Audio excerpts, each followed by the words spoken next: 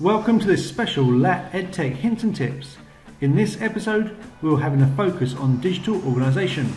We'll be decluttering your Google Drive and Google Classroom, using filters to organise your emails, and finally, managing and maximising your bookmarks.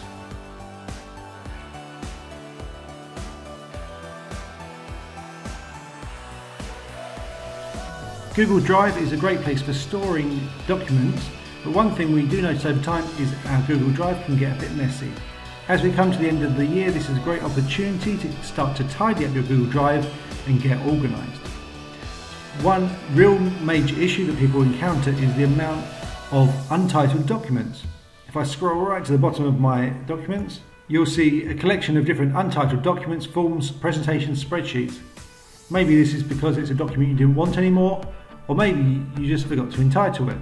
So obviously you can go in and open all these documents and work it out and name them, or if you turn on the grid view, you can then see a little thumbnail of them as well, which may be helpful. So again, scroll to the bottom. I can see some of these, like this one, it's just got a word in, so I can delete.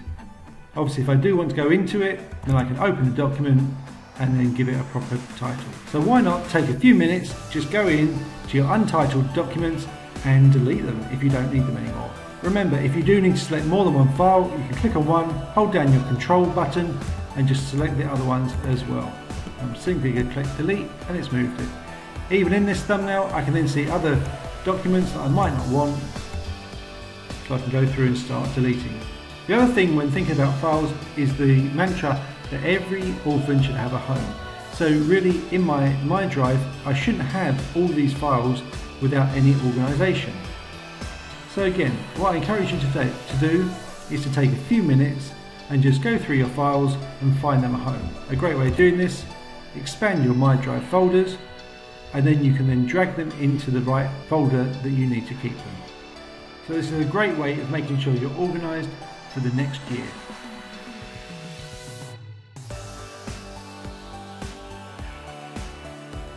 The next place we're going to get organised is in Google Classroom.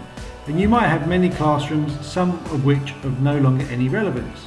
So if that's the case, you can click on the dots of your classroom and click Archive. If it is archived, that just means it disappears for you and your students and they won't be able to make changes, as you can see there. So I can archive that and that will disappear. Equally, if you want to get organised as well with your classes, you can move them around. So I'm going to just drag and drop these around so that your most relevant classes are at the top where you need them. Once you've archived your classes, the other thing you want to do is jump over into your calendar and then hide those calendars you no longer need. So again, click on the dots and click Hide from List, and that just removes this calendar from your view, keeping your calendars nice and tidy also.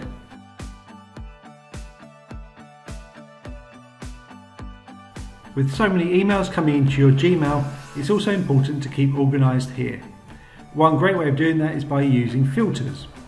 If you want to create a filter, you click down on the down arrow in the search mail bar, and this gives you the range. And here you're looking for the criteria that you want to filter. So often it might be the name of somebody or something that's included in a subject or a word. So for example, I get a lot of emails from Osmo, so if I was going to do something with Osmo in the subject line, then I can create the filter and then choose the rule that I want to apply to it. Depending on what I want to do, I could skip the inbox, mark it as red, star it, but the most common one I use is to actually choose a label. So I apply the label and I can choose the label I want, and maybe I can create a new one and then click create. As you can see here, I've already got 22 messages that match that criteria. If I click this box, I can create the filter and it applies it to all those emails. A little extra tip is if you click on the dots by the label, you can choose a label colour, making it stand out all the more.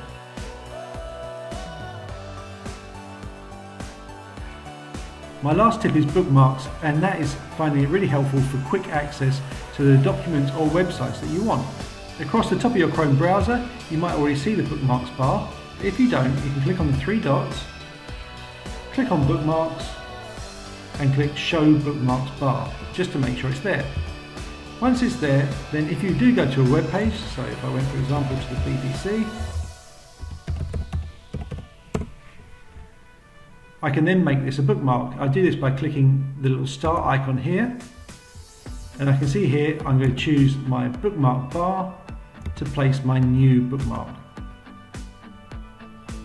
As you can see, I've got a few too many, so I can, if I click on this little down arrow, I can actually drag and move these around.